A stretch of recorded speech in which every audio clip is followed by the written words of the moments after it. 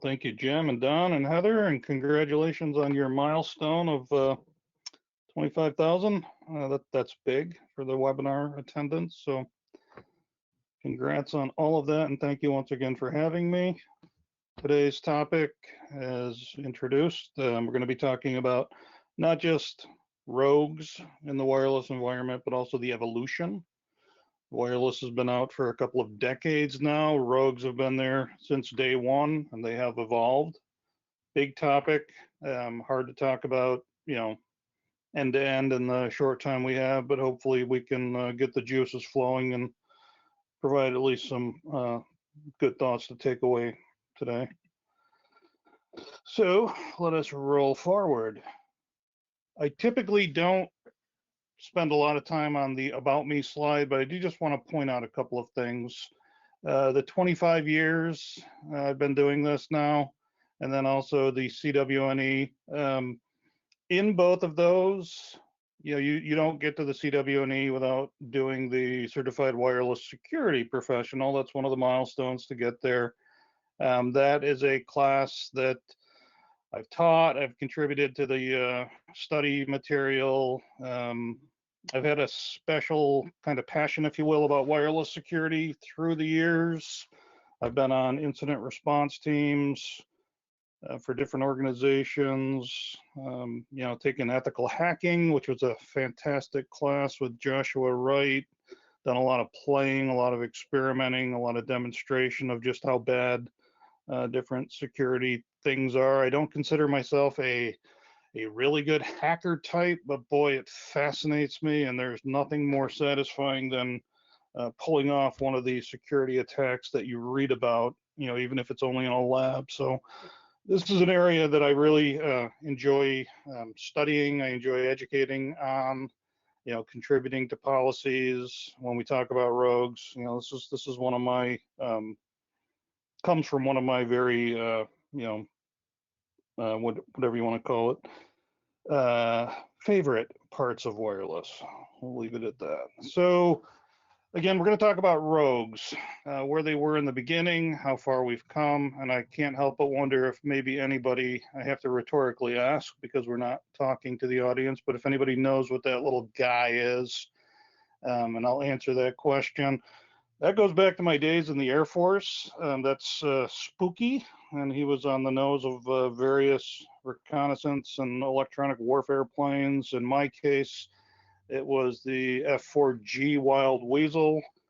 I love that little guy, and it just seemed, to kind of capture the essence of what we'll be talking about, kind of a roguish little guy.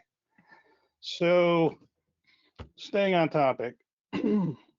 Rogues are a threat, and that threat has changed. And the question is, should we still care? And we'll talk about, why and how it's changed, the general notion of rogues when I say it, along with other related parts of wireless. And again, keep in mind, we're talking an evolution here.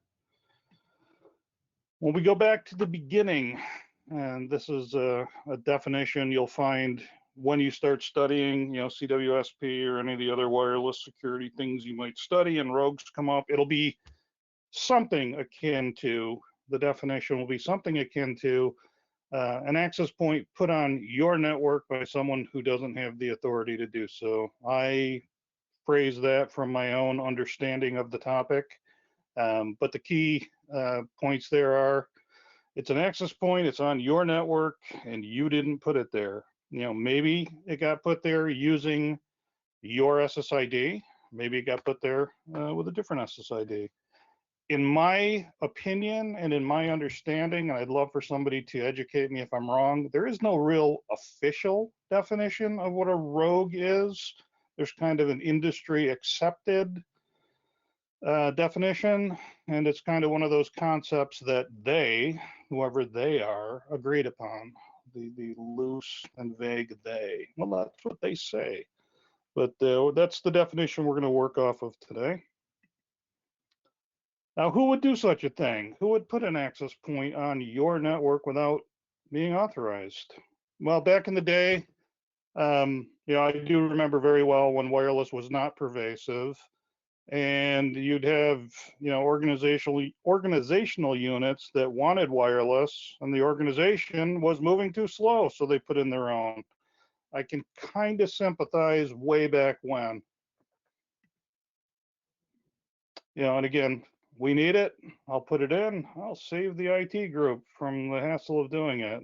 If only it were that simple, right? But again, that used to be a thing that happened.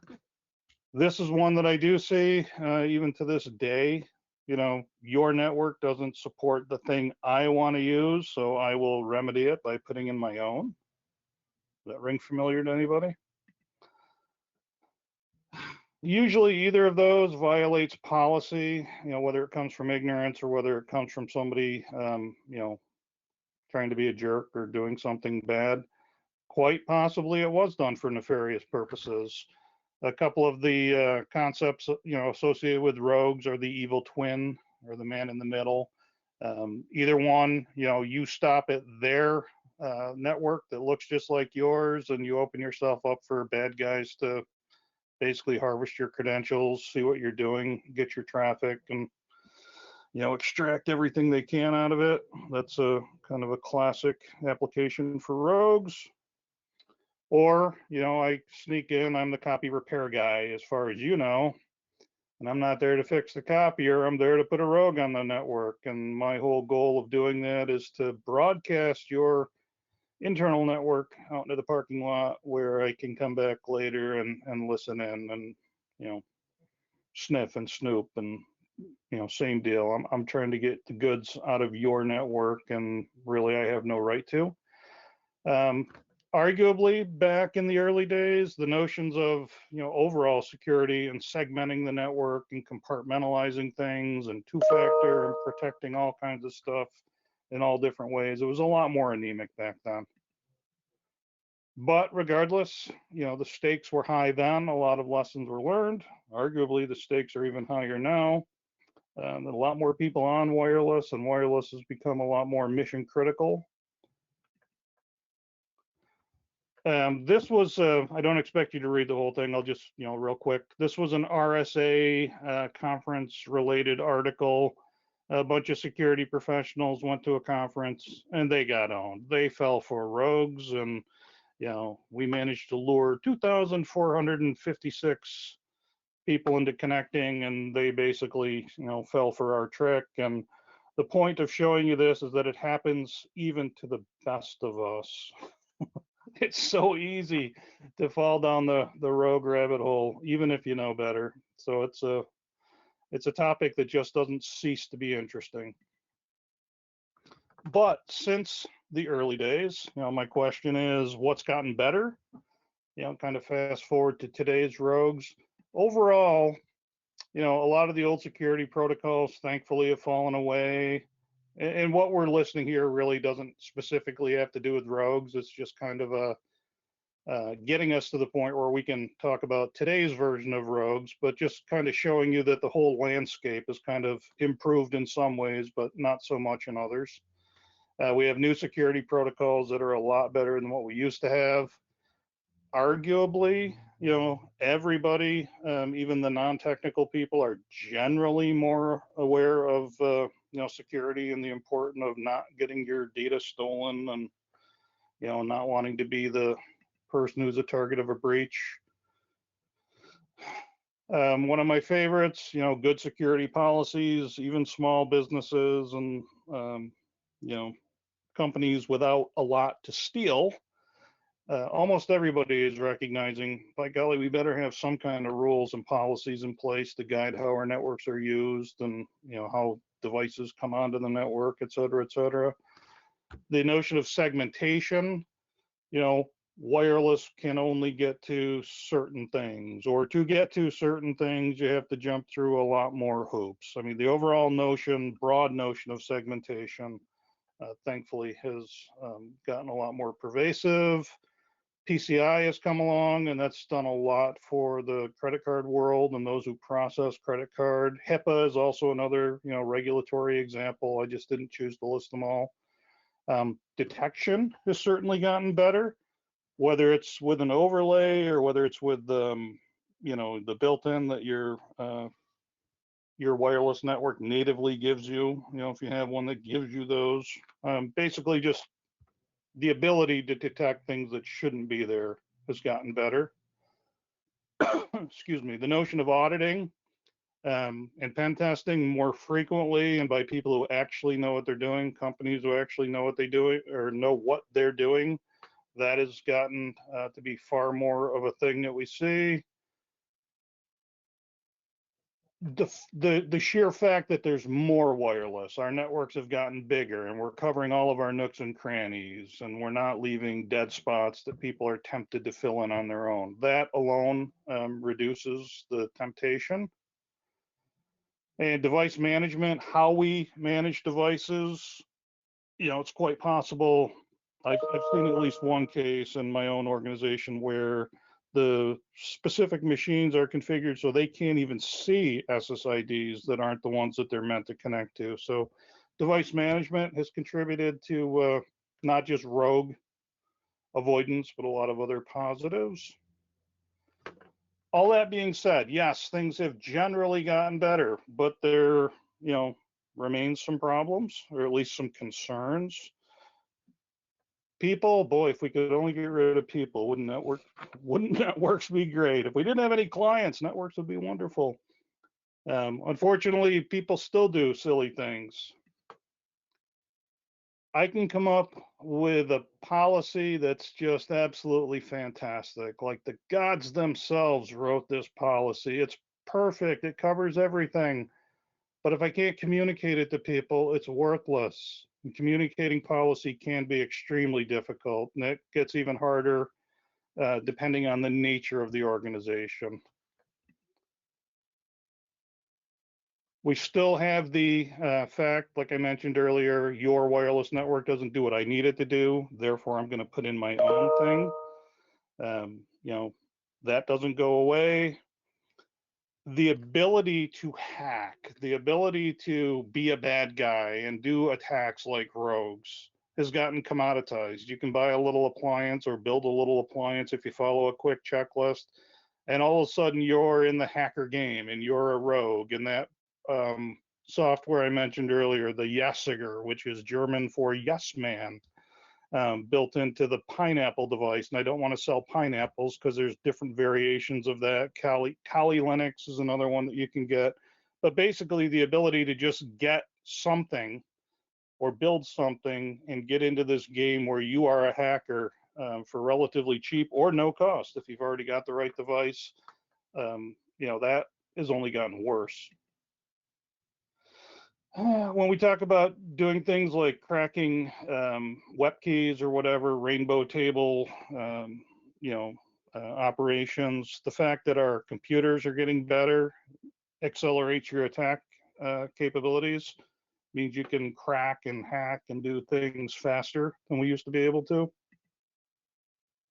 The BYOD phenomena has only made all of this more complicated. I don't want to say it's made it worse, but it's certainly made it more complicated when we don't have control over the end devices. Client device deficiencies. I spoke about the fragmentation of the client device market the last webinar I did, and the fact that these things client devices are still so all over the place. Sometimes we have to bend our own rules or break our own rules to accommodate certain client devices. And, back up to the Pineapple and the faster attack capabilities. Hacking is just a blood sport. You get a bunch of people together that, give themselves hacker handles, and, they're just a weird breed.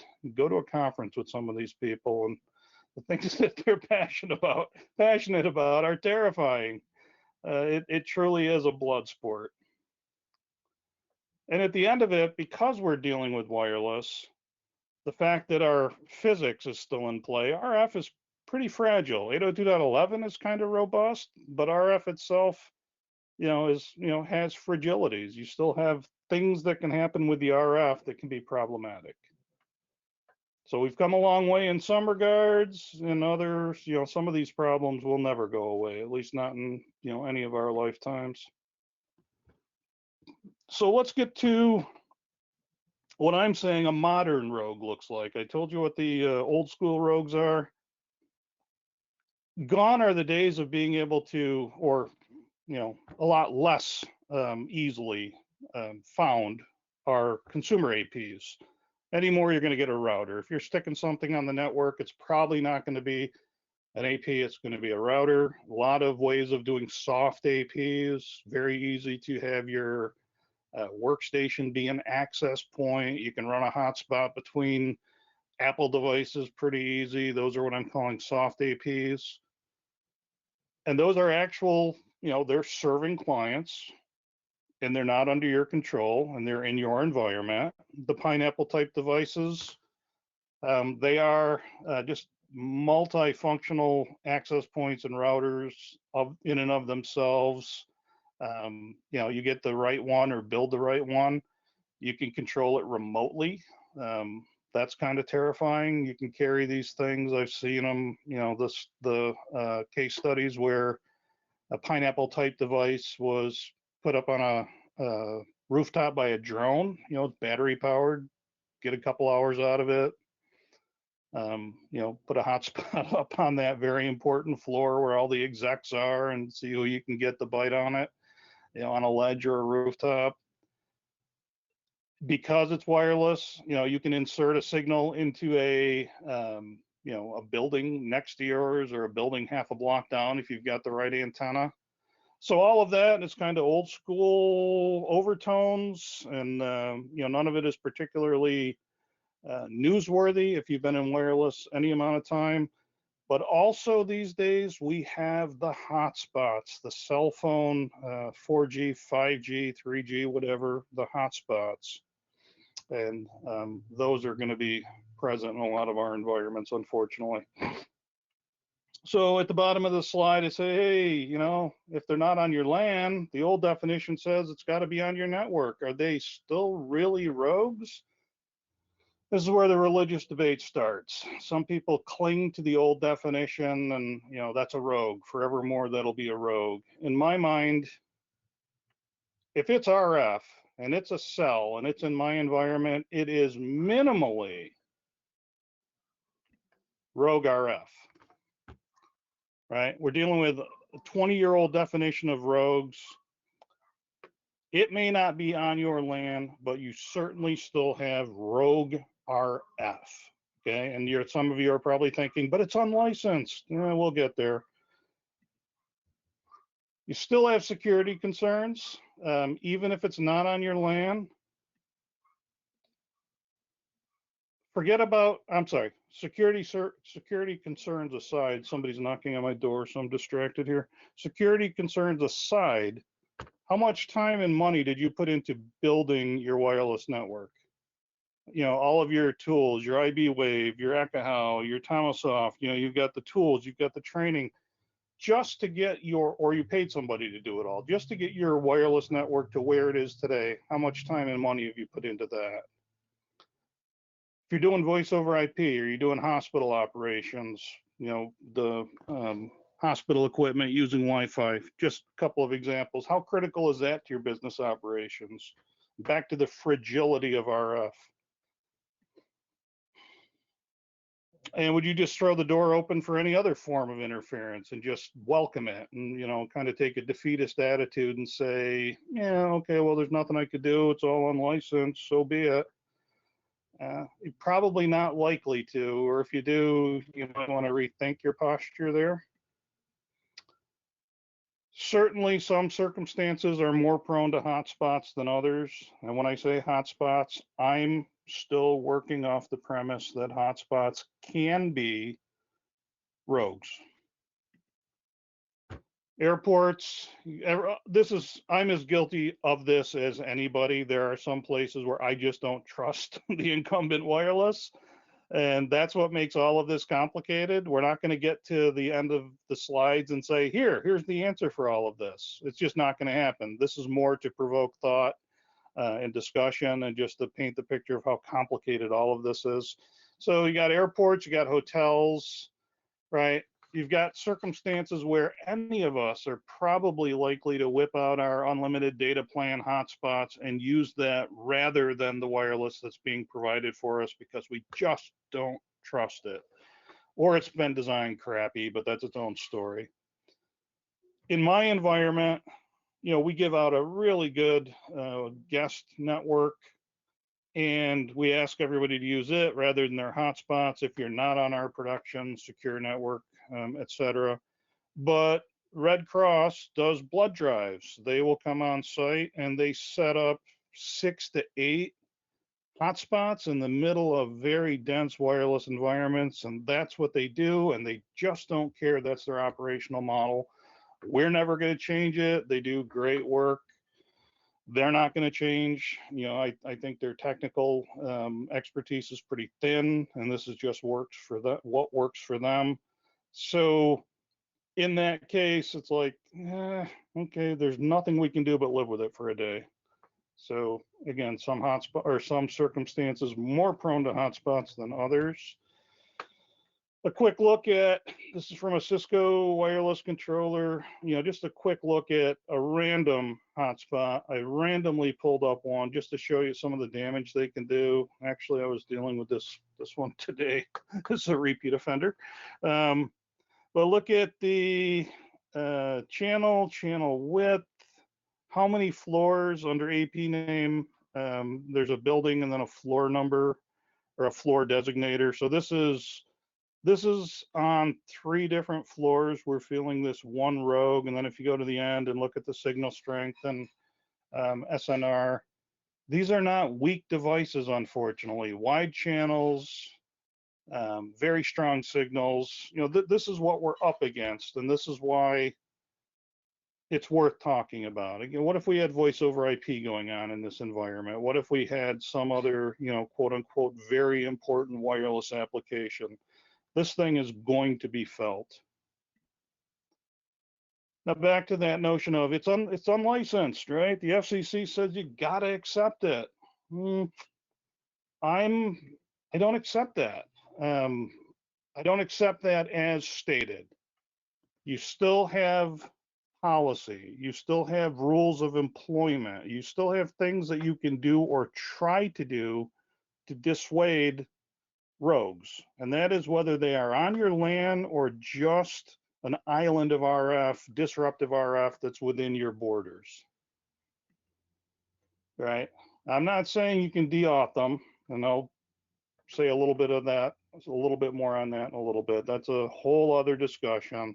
More what I'm talking about is maybe if you give a good guest network, it's going to tempt some people to not use their data plan and, tell me what wireless you want me to use. I'd rather use it than burn my gigabytes if I don't have unlimited, whatever.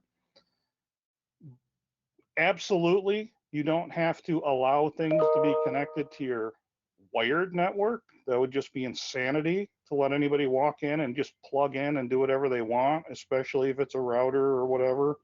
Again, that gets back to policy.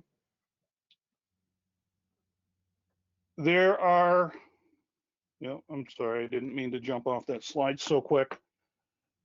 Under the heading of policy, depending on what your organizational type is, you can say you can't use a hotspot here because you work in a prison. We don't want hotspots. Well, you work in a financial institution, and there are reasons why we don't want hotspots. So the policies are going to be different, and policy as a term of employment, again, depending on where you are, can really help shape whether you're going to have hotspot type rogues in the house. So let's move on to detection. I'm trying to be very mindful of the time for 7 signal here. We move on to detection. Depending on what kind of rogues you have, detecting might be a little bit different, and actually what kind of infrastructure you have. A lot of the modern, commercial systems either give you the option to license, wireless intrusion detection, wireless intrusion prevention. Say both of those 3 times fast together. Maybe your network management system can natively do some of this and just alert you to things that shouldn't be there. The one screen I just showed you is taken directly off the GUI of a controller. So the controller is telling me, hey, you've got things that, you didn't put out there that I'm aware of that maybe you want to know about. Overlays, there are various sensor overlays like 7-signal that will not only tell you, performance metrics and monitor all kinds of KPIs, but they're also going to let you know that things are going on that shouldn't be. The notion of walk around audits. Sometimes one of these blends into another. You just can't get enough information from your monitoring system. So you got to put boots on the ground and go see what's going on in a given area with handheld tools. And then back to policy and education. Somebody just reporting what doesn't feel right. Hey, I noticed that all of a sudden my network feels sucky. I pulled up my list of networks and I've got 3 things that are stronger than, the network I'm supposed to be using. And, maybe you want to come look at that. That can be a powerful tool when it comes to detecting rogues. And again, another one from the controller here. And just, making the case that your equipment can tell you. In this case, we've got a handful of them. None of these have clients on them. That's the column over here, number of clients. But you can see, our APs are detecting, 7 APs are detecting this thing on this thing on channel 44. All of these are, rather dense environments that I'm showing you. So you're going to see high radio counts that are doing the alerting. And this is a view I end up looking at fairly often when I'm trying to figure out what's going on that, perhaps isn't right. How do you locate the owner of a rogue? Well, so notice the 2 sections here, if it's wired or if it's not. Right, that's our breakdown. It's going to vary a little bit different. The MAC address of a wired router. So you've got the outside, you've got the inside, and then you've got wireless, right? The outside WAN internet interface, and then the inside LAN interface. Depending on the hardware in question, the MAC addresses may line up where you could use the wired MAC to tell you, hey, or you can use the wireless MAC of the rogue to go search on the wired side and vary the 12th character, and it might tell you something. I found that to be maybe 33% effective across all of the, endless numbers of rogue or router vendors that are out there. But, if it helps, it's an easy thing to look up, usually if you have quick access to the MAC tables. Just something to keep in mind. Know what port feeds what jack, having good documentation that this particular jack number, feeds something. And if all of a sudden a port comes live that's not documented or shouldn't be, that's interesting. And that can tell you that, somebody plugged in what amounts to a rogue. And again, we're talking wired rogues here. If you can find the rogue client information, you can correlate it with other logs. I love this technique. Depending on how you are instrumented and how your syslog is, you can pull up rogue clients if you have access to that information through whatever system you're using. And I find that, Lee B, that's me, you find that Lee B is connecting a MAC address belonging to Lee B is connected to this rogue router. And I'm just going to take that MAC. At this point, I don't know that it's Lee B. I just have a MAC connected to a rogue router, and I can see that in my tools. I go and I search my syslog, or I go and I search other databases that I have access to, and all of a sudden that MAC address also shows up on the corporate network, and oh, by the way, it belongs to user ID Lee B. That kind of correlation is very powerful. It can also often lead to who put it out there. And then the bullet about dense designs, a lot of times just radio triangulation. This stinking rogue is so strong, it has to be in the same room with this AP. I'll go take a walk and find it. Now, if it's just a hotspot and it's not plugged in, a couple of the things I just described up above, they hold true. The first two bullets, you know, finding the rogue client information and using radio signal strength as indicators. But the thing that makes the hotspot, you know, detection pretty easy, just the way people name their phones. Again, this is almost a daily occurrence. Maybe it's Stacy's iPhone, maybe it's Stacy Smith's, but either way, just the network name on a hotspot can be enough of a giveaway to help you go, you know, find and remediate. And what does remediation mean? Well, again, it depends on the location. It depends on the type of environment that we're talking about, where wireless is in play. If it's a hotel, probably remediation, there is none. Hotspots are a fact of life. People use them. The last thing you want to do is go knock on a door and say, hey, buddy, you got to turn off your hotspot, even though my network sucks. And I'm willing to lose a customer over this whole thing. I mean, it just doesn't happen that way. At the same time, the hotspot in a prison scenario, the hotspot in the right financial office kind of environment where, you know, these things are not supposed to be in play. The penalties and what remediation amounts to are going to be different. So I'm kind of breaking them down into, you've located who has the rogue from the other slides, and how you react are going to be, you know, please don't do this, and here's why. You know, here's why we would rather you didn't. You're causing interference and it kind of hurts everybody, so please don't. Or, you know, if you're an employee and, you know, policy reflects that you shouldn't be doing this, hey, you screwed up and, you know, I'm writing you up and this is going in your file, mister. Or if it's so heinous, again, depending on your policy, it's either getting you fired, or depending on what the nature of what the rogue is being used for. You know, if it's an evil twin in a financial institution, or you're using a rogue to, you know, facilitate bad business out of a prison or any other environment, it may actually lead to law enforcement involvement. So remediation takes different forms. And what about the DAuth containment? Does that fall under remediation? Yeah, loosely. The FCC, going back a couple of years to when the hotels got in trouble for doing DAuths, they were called jammers, but they're really not jammers. Jammers are illegal. Why are the wireless vendors selling jammers that are illegal, but they're really not jamming? And if it's a rogue on your environment, on your network, maybe you contain it.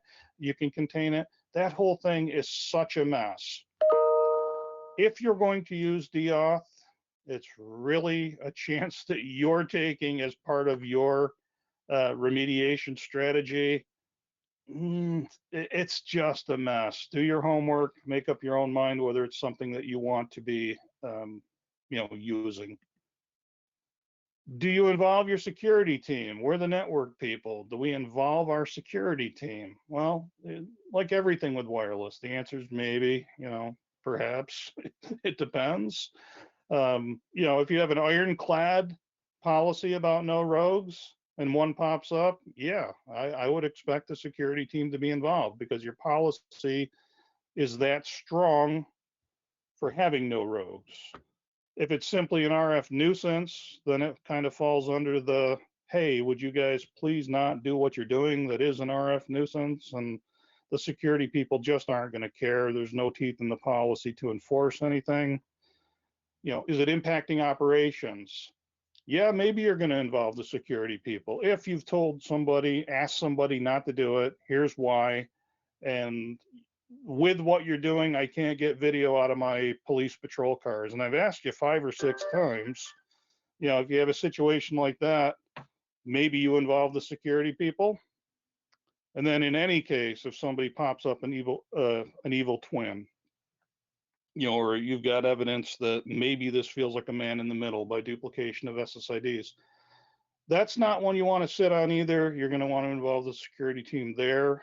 And again, the last one, the obvious attempt at deception and credential harvesting, evil twin, right? Excuse me.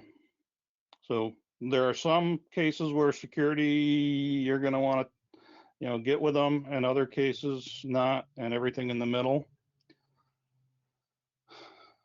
Throughout this, me going on and on, tried to make it clear, there is no one answer, there is no one size fits all. The rogue paradigm is evolving for all of us, but each one of our circumstances is different, and we're going to have to decide what it all means to us individually or with our network management teams. Regardless, when it comes to rogues, these are the musts, right? Not rogue specific, but I'm sorry about the alerts here. I thought I disabled all of those. Every organization that has a network of any size, you need policy, and that policy needs to have executive buy-in. That's just a fact of life. If it doesn't have executive buy-in, it has no teeth, it's unenforceable. You need to have something that whoever is the highest technical person in the company buys into. Somehow you got to communicate that policy, and you got to do it fairly frequently at a regular interval. And if you don't enforce it, you don't have policy, right? When we come back to rogues specifically, the tools that you use to detect the rogues and the time you spend also need to reflect your policy. You don't want to go great guns going after people with hotspots if people having those hotspots really doesn't impact your business, and there's nothing in the policy that specifically says, we just don't deal with hotspots, therefore going after them is a waste of time and money. Knowing what the various rogues that you might face are, it's going to bring great value. And if you're in the wireless security business, that last bullet, you've absolutely got to get yourself some training. That notion of the pineapple or the Kali Linux, the more of these attacks and these types of devices and various things that can be rogues that you can set up and figure out how to recognize with your own tools and in your own environment, the better off you're going to be. There's always going to be a surprise. There's always going to be something new. But if you can be even a neophyte bad guy, practitioner of doing some of this stuff, it's really going to help you in the real world when you have to pay attention to what's out there and decide whether it's a harmful rogue or not. And with that, as I look at the clock, I think we're okay for Q&A or whatever comes next for MIST. But I do just want to, let me real quick, I do just want to close with, again, it's an old topic. It's got some new variations. You might get defeatist about it because things like hotspots tend to be everywhere. Everybody's got a phone. But if you take that attitude, I promise it will eventually bite you. And with that, I'll stop. Yeah, Lee, that's actually a good segue into our Q&A, because we had a really interesting comment from Scott, who said, well, years ago when I worked at a college, we caught a student using a jailbroken smartphone who was matching one of our school SSIDs and attempting an evil twin attack to capture other student credentials. So, ignore hotspots to your own peril, right? Yeah, absolutely. And the examples are many. And like I say, the more you dig into seeing what you can rather easily do, if you've never done the exercise before, it's just mind-boggling. A lot of times you think these attacks are sophisticated, and so often it really doesn't take much to pop up a simple, captive portal kind of thing and get people.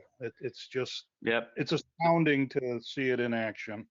A little bit of motivation, a couple Google searches, and an amateur's on their way to putting up an evil twin. And maybe one quick question here from Olivier before we wrap up. I thought this was really interesting because he asked about how serious is SSID stripping? Have you seen this in the wild, and if so, how do you mitigate it?